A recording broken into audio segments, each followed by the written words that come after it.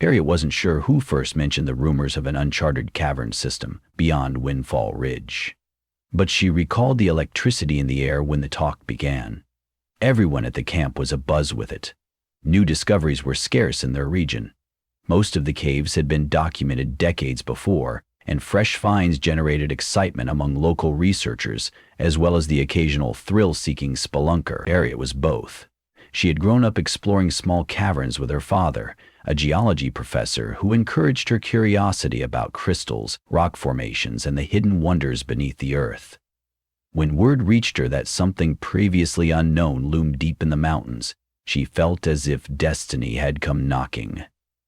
Harriet and Joel, her longtime friend and fellow adventurer, were the first to set foot toward the rumored entrance. They left their campsite at dawn, equipped with ropes, harnesses, helmets, headlamps, and provisions for 2 days. The air in the mountains that morning was crisp, and they moved swiftly to keep warm. Harriet could sense Joel's excitement. He was a man of endless enthusiasm, and his passion for each new expedition was infectious. The sun rose higher, and patches of melting snow revealed dark recesses in the stone hillside. Then they spotted it, a small, awkward opening flanked by twisted roots and jagged stones. "Do you think this is it?" Joel asked, reverently touching the cold stone at the mouth of the cave. His breath fogged in the chilly morning air. "Only one way to find out," Harriet replied, a smile tugging at her lips. A strange feeling prickled at the back of her mind, both thrill and a faint trepidation she couldn't name. Perhaps it was the hush of the wind as it slipped through pines, or maybe just excitement that made her heart beat faster. Together, they ducked their heads and slipped inside, not knowing the horrifying loop that awaited them. It wasn't until they had traveled a few dozen yards into the main passage that Harriet realized she had forgotten to mark the entrance. Normally, she was meticulous about leaving a chalk or reflective marker near the mouth of a cave to ensure a safe exit. This time, however, the newness and the allure of discovery had drawn her in too fast. As they proceeded, the cavern expanded around them, revealing a corridor whose ceiling soared out of reach of even their headlamps. Stalactites hung like teeth from above, dripping water that echoed in the stillness. They took slow steps over slick rock, their flashlights cutting slim beams through the darkness. With each footfall, Harriet's apprehension grew. Her instincts told her they were moving downward, deeper than they'd initially believed the cave would go. What little chatter Harriet and Joel had shared died away as the corridor curved. They reached a crossroads of sorts, 3 distinct tunnels that fanned out from the central passage like the spokes of a wheel. Harriet knelt and tried to make sense of the footprints in the soft dirt. None, not so much as a scuff from a previous explorer. Joel took a calculated breath. "So it seems nobody's been here. Let's check the middle one first." Harriet nodded. She pulled a piece of chalk from her pocket, marking a small arrow on the wall behind them. Then they moved on. The air smelled faintly of wet stone and something indescribable, like a stale presence exhaled over centuries. As they navigated the new tunnel, Harriet noticed that the walls held faint swirling bands of colored rock, and at one point she was almost sure she saw a flicker of light that wasn't coming from their lamps. But it was gone so quickly she wondered if she'd imagined it. Still, the faint chemical tang in the air gave her pause. She felt the beginning tremors of unease. Unexpectedly, a stone crumbled beneath her foot, and she stumbled, pressing her hand against the cold cavern wall. The gritty surface felt oddly warm, as though it were pulsing with hidden currents. She shot a glance at Joel, but he only cast her a puzzled look and kept on walking, unaware that each step drew them further into a labyrinth, where time itself was about to play cruel tricks on their minds. After several more corridors, they emerged into a wide chamber that was far larger than either of them had anticipated. Their headlamps illuminated majestic columns of rock that rose like giant pillars, fluted surfaces laced with winding mineral deposits. The chamber's acoustics were so oddly muffled that their boots seemed to make almost no sound. Harriet's ears buzzed with the unnatural silence. At the heart of the chamber stood a formation of stalagmites, arranged in a peculiar pattern that reminded Harriet of an old Celtic circle. Something strange was happening. The air felt charged, like the space crackled with silent thunder. They paused to examine the circle of stalagmites. It was then Harriet noticed what she thought was a faint scraping on one of the columns, as though someone had carved or etched something there. Yet shining her light on it revealed nothing but cracks and lines. She blinked, shaking off the impression. They pressed on, though Harriet felt more on edge with every step. The hush had taken on a menacing quality, as if they trespassed in a place that was never meant to be found. Joel gave a shout from a few yards ahead. Harriet rushed toward him, expecting to see a new tunnel or a wondrous rock formation. Instead, she found him staring at the chalk arrow she had drawn on the wall earlier.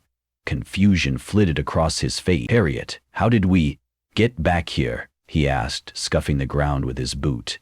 Indeed, they were at the same intersection of corridors where Harriet had first left her mark, only this was impossible, because they had chosen the middle path carefully and walked in a single direction.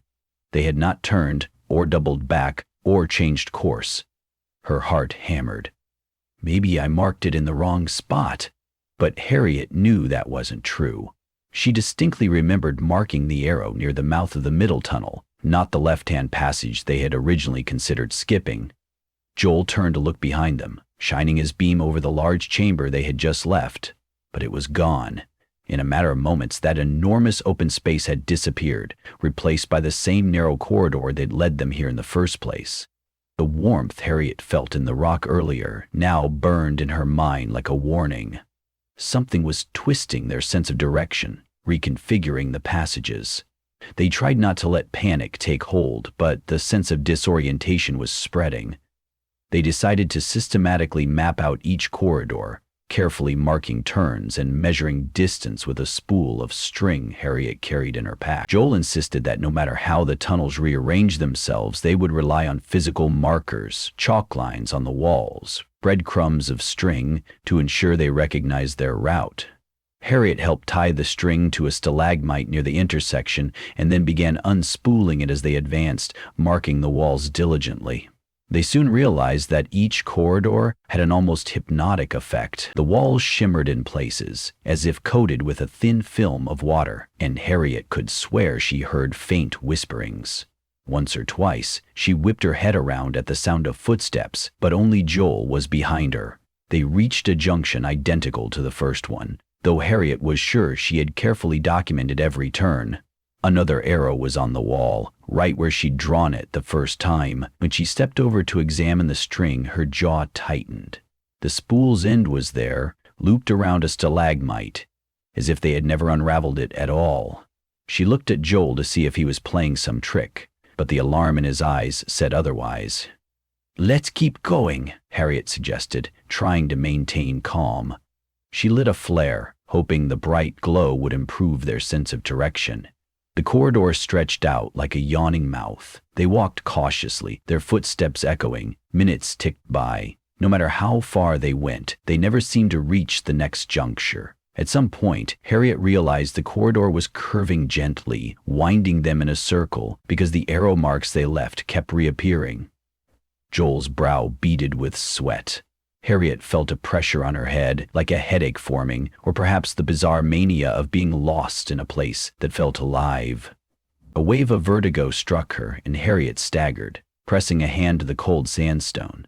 For an instant, she thought she saw herself standing at the mouth of the cave earlier that day, like a flashback so vivid it replaced her current surroundings. Then her vision cleared, and she was leaning against the wall, breathing heavily. She turned to Joel, but he was staring at a swirl in the rock, eyes unfocused. She tried to shake him out of it, and he jolted as if waking from a nightmare. Neither spoke. Their features were etched with the same creeping fear that something was manipulating them, bending their perception of time and space. Time became elusive. Hours might have passed, yet Harriet wasn't certain. She sought the comfort of small routines, checking her watch, though the numbers on the screen looked distorted. Assessing how hungry or thirsty she felt, she realized she felt neither. Joel tried to measure the time by the number of steps they walked, but each count ended in confusion. He would swear they'd taken 100 steps, while Harriet would insist it was no more than 70. No matter how meticulously they measured, each attempt at logic dissolved into contradiction. The repeated corridors took on a menacing quality, like the angles in them were subtly changing each time. One corridor looked more narrow, the next had shallower puddles, the next was almost identical. Harriet found that if she squinted, she could see pulsing colors in the stone. She kept wondering if her father had ever come across such phenomena. Some hallucinogenic vapor, a natural gas that caused delusions. Early in their exploration, Harriet had tried to blame everything on some kind of toxic fume that induced a déjà vu. But the illusions weren't just visual. There were tactile sensations, flickers of memory, and a bizarre rearranging of physical paths that no mere chemical reaction could explain. She felt dread coil tighter within her. Joel's eyes were bloodshot as he pressed forward. He clung to the last shred of rational thought, trying to calm Harriet with half-hearted jokes, pretending they were in an elaborate funhouse or that the cave was a natural labyrinth. But Harriet heard the tightness in his voice. She sensed the panic that gripped him. There was no ignoring how the corridors were toying with them. Each turn spat them out at the same intersection. Each passage repeated an eerie loop. At times, Harriet could hear her own voice echoing words she hadn't spoken yet, as though the sound were racing ahead of them in time. She grew afraid to speak, for fear of hearing her own voice echo back with impossible familiarity. Eventually, exhaustion forced them to stop. They huddled against a relatively dry section of wall, turning off their lights to preserve battery. Though Harriet initially wanted to keep the darkness at bay, she accepted that their power sources might be needed for a more critical moment. With the lights off, the cave seemed to exhale around them, and that chemical tang in the air felt heavier. Time stretched on, silent, but for the occasional drip of water. Harriet could almost feel the cave shifting around them, like a living organism, breathing and rearranging itself in the dark. In that darkness, Harriet experienced a moment of free-lobe terror, the thought that they might remain here forever.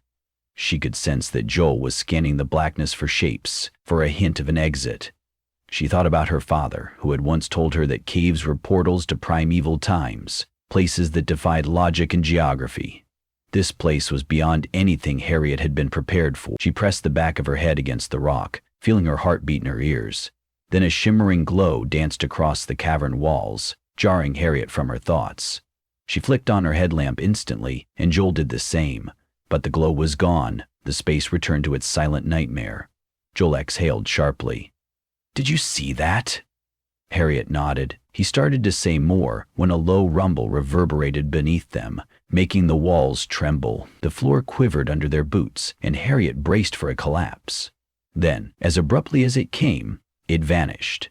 The calm that followed was far worse. She had never experienced such raw, disorienting dread, like something monstrous had just stirred within the depths. If they didn't find a way out soon, she wasn't sure how long their minds would hold. They decided to try one of the side tunnels that branched from the main corridor. Harriet marked the path again with chalk, though she was slowly losing faith in her own signposts. Joel felt along the wall for any variations in surface texture, hoping to discover an untraveled passage. A single place the cave's illusions might not have warped. Harriet typed a few notes into the small geologist's pad she carried, but each time she tried to read them back, the words looked scrambled, as though someone had rearranged the letters into nonsense. As they inched along, Harriet heard a dripping sound that grew louder with each step. Rounding a corner, they came upon a shallow pool of water, with condensation running down the walls and collecting in pockets on the ground. The reflection in the pool was murky, but Harriet froze at what she thought she saw. Her own image, flickering across the water's surface, yet wearing a different expression. The reflection displayed anxiety, yes, but also a macabre grin that Harriet knew wasn't hers. She stepped back in alarm. When the ripples cleared, her normal reflection had returned, albeit warping with the motion of the water. Joel had pressed on ahead to scout the next turn, so Harriet forced herself to follow. She tried not to glance at the pool as she passed, yet in her peripheral vision she saw her reflection wave at her, though her actual hand remained still. She bit back a scream, stifling the horror that welled up. The illusions grew stronger, more invasive. Sounds like faint laughter echoed from deeper in the tunnel, and Harriet no longer knew if it was real or her imagination. She found Joel kneeling at a bend, shining his flashlight on something. "Bones," he whispered. He had found a scattering of small bones, likely from a bird or small mammal, that had crawled into the cave. The bones looked partially dissolved, as if corroded by some chemical. Harriet felt her stomach tighten. They were real, tangible evidence that something in the subterranean environment was dangerously corrosive. Or something else had feasted on them. Reaching out, Harriet picked up a tiny bone shard, and as soon as it touched her fingers, an electric jolt of déjà vu coursed through her. She yelped, dropping it. She felt she had touched that same bone before, in the exact same location, though she knew she never had. Her heart raced. Joel's eyes darted around, alarmed, as if the walls might close in at any moment. A new divergence appeared, a crawl space, half concealed by an overhanging ridge of rock. It seemed to vanish downward, perhaps opening into another chamber. With limited choices, they slid carefully through it, their clothes catching on jagged edges. The tunnel was suffocatingly tight, forcing them to belly crawl. Harriet's breath sounded harsh in her ears as she inched forward, deeper and deeper into the unknown. The air felt warmer here, carrying a subtle whiff of something sweet and cloying. A flickering light danced at the edge of Harriet's vision. She thought it was just her headlamp reflecting off wet rock, yet it moved in steady pulses, like a heartbeat. The closeness of the space brought the illusions closer too. She heard murmured voices behind her, or perhaps within her own thoughts. She recognized her mother's voice from childhood, calling her to dinner, the memory so vivid it tore at her. Then her father's calm reassurance that caves were nothing to fear. "The darkness is only terrifying if you let your mind wander." His voice echoed in her head, but Harriet couldn't keep her mind from wandering now. After a torturous eternity of crawling, the crevice opened into another chamber. Joel emerged first, then helped Harriet through. The space was comfortably large enough for them to stand upright once more. Something glowed atop a small ledge, a clump of phosphorescent minerals that pulsed with a faint, sickly green. Harriet had seen glow-in-the-dark fungi in certain limestone caves before, but this was different. The rock itself was alight, its radiance throbbing in a slow pattern that made Harriet's dizzy mind think of a monstrous heartbeat. As she stared, the pulses seemed to synchronize with her own breathing. Joel tugged Harriet away from the ledge, pointing toward a tunnel on the far side of the chamber. "Let's just keep moving," he said faintly. Harriet looked at him in the glowing half-darkness and noticed a wildness in his gaze. His hair stuck to his brow, drenched in sweat, and his lips were cracked. She realized they were dangerously dehydrated. Yet she felt no thirst, no hunger. There was an otherworldly numbness that replaced her body's natural signals. Something in the cave had taken over, dulling their survival instincts. They attempted to follow that tunnel, only to recognize details from earlier passages. The same ragged scar in the rock face. The identical arrangement of small stalactites overhead. At one point, Harriet saw a red chalk arrow on the wall that neither she nor Joel had made, as they only carried white chalk. She paused, shining her light on it in confusion. Joel bit his lip, frowning. "I could have sworn I brought only white chalk." His voice wavered, and Harriet recognized the quiet unraveling in his tone. Something inside him was cracking. A fresh wave of déjà vu crashed over Harriet. She stumbled back, and an onslaught of memories, both actual and crafted by the cave's malevolence, assaulted her. She remembered the first time she crawled into a cave at age 10, grinning beside her father in the lamplight. She also remembered, with disorienting clarity, a scene of her and Joel from just minutes prior. Yet in the memory, she had been the one leading the way, carrying red chalk. The lines between what was real and what was conjured were blurring dangerously. She tried to fight it, telling herself to stay grounded. They needed a plan. She inhaled deeply, turning to Joel. "Let's mark one place and remain there for a while," she said, forcing authority into her tone. "We'll try to observe how things shift. If the cave was physically rearranging itself, Perhaps they could witness the shift happen and find a pattern, any clue to break the cycle. Joel agreed wordlessly, and they settled in a small alcove, carefully noting the shape of the chamber and the position of the entrance. They drew fresh chalk lines on the floor, arranged into a star shape for maximum visibility. Then they sat, back to back, flashlights dimmed, trying to stay alert. Harriet's pounding head had calmed slightly but still felt pricked by unseen forces, as if the cave's pulses were massaging her brain. Time crawled. No movement, no sign of shifting walls, no illusions, until Harriet noticed that the star shape was no longer on the floor, but on the ceiling overhead. She gasped, shining her light up. There it was, drawn in the same white chalk. The floor beneath them was bare rock. They hadn't moved. She felt her breath catch, and a strangled laugh escaped her. Joel stared silently, horror etched on his face. Their final shred of logic unraveled. Harriet realized that they might never leave. The cave was dislocating them in time, confounding the simplest cause and effect. She grabbed Joel's arm desperately. "We can't stay here another hour," she whispered. "Another minute might break us." Joel nodded, tears glistening in his eyes, and Harriet wasn't sure if it was sadness or madness that fueled them. They tried to run then, ignoring caution, sprinting through tunnels and intersections. They no longer marked their path. They wanted only to outrun the illusions, to force the cave to yield an exit. At times, Harriet swore they saw daylight ahead, a bright circle beckoning them. But upon reaching it, they would be back at that same cursed intersection again. Other times, Harriet glimpsed shadowy figures drifting along the walls, impossible shapes that shimmered and dissolved. Joel stumbled, cursing, and Harriet felt herself pulled into a vortex of confusion. Her vision doubled. She saw Joel in front of her, but also behind her, as if two versions of him existed simultaneously. The sound of her heartbeat roared in her ears. When they came to a stop, panting and drenched in sweat, they found themselves in the original large chamber. The circle of stalagmites still there. Or were these stalagmites new ones, grown in the last few hours, or conjured by the place's madness? A swirling tendril of greenish light circled around them, chasing through the gloom like a serpent. Harriet stared, too exhausted to scream. The luminous band drifted overhead and disappeared into the darkness. She could feel Joel trembling beside her. The final thread of rational sense snapped. In a voice hollow with resignation, Joel asked, "Is there any chance we find a real exit?"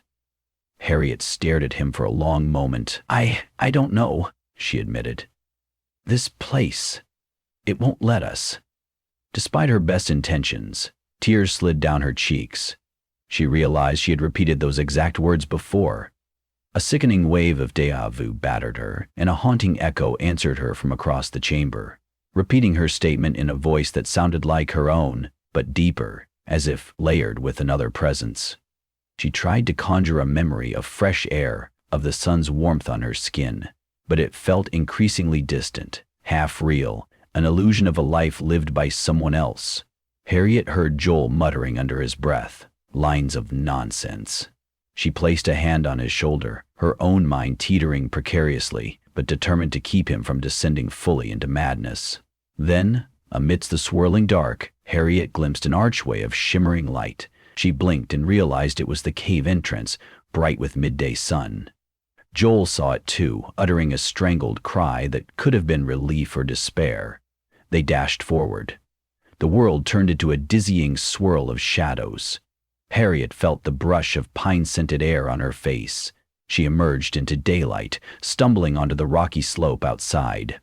Joel tumbled out beside her, gasping, as if he'd been underwater. Warmth bathed them, and Harriet closed her eyes, tears streaming as she savored a moment of absolute relief. But when she opened her eyes, the relief turned to horror. The landscape outside was locked in the same unearthly repetition. The horizon split and reformed, the mountains folding in on themselves. Windfall Ridge repeated in multiple layers like a broken mirror. Harriet turned to Joel, and his face warped as though a reflection in moving water. Then, with a sudden blink, all illusions vanished. She found herself kneeling on solid ground beneath a clear sky, the normal mountain range sprawling around them. Daylight felt real again, the crisp aroma of pine undeniably genuine. They turned around to see the cave mouth behind them, small, innocuous, half hidden by brush. Neither Harriet nor Joel uttered a word. They edged away from it, fear pressing behind their eyes. At any moment, Harriet expected the entrance to vanish or the illusions to start again. Yet the sunlight remained steady, the world calm. With numb dread and trembling hands, Harriet began marking the GPS location of the cave, labeling it as something to be closed off and never disturbed again. Joel merely stared, lost in his own swirling recollections, uncertain if they had truly escaped or only stepped into the next cyclical mirage. He moved as if any sudden motion might unravel reality once more. They left Windfall Ridge with unsteady steps. Harriet didn't look back. A part of her mind insisted they had escaped, while a deeper part recognized she was already forgetting details, losing track of the chronology of what happened inside. She suspected another loop might begin at any moment. She could still taste the metallic tang in her mouth, the ghostly voice echoing her statements. The sunlight felt too bright, each breath too sharp. She and Joel navigated back to camp in silence, haunted by the fear that they would awaken to discover themselves once again in that dim corridor, forced to repeat the twisted labyrinth that had no beginning and no end. Night fell as they reached the outskirts of the camp, the stars blinking in the sky. Harriet tried to will her heart to stillness, to believe in this present moment, yet when she glanced at Joel's flashlight, she could have sworn it was glowing a sickly green, pulsing in time with her heartbeat. Her fingers shook as she reached for the handle of her tent, unsure if the moment was real or yet another rung in the repeating nightmare. And from a corner of her mind, she heard the mocking echoes of the cave, calling them back to continue the cycle. Silent, inescapable,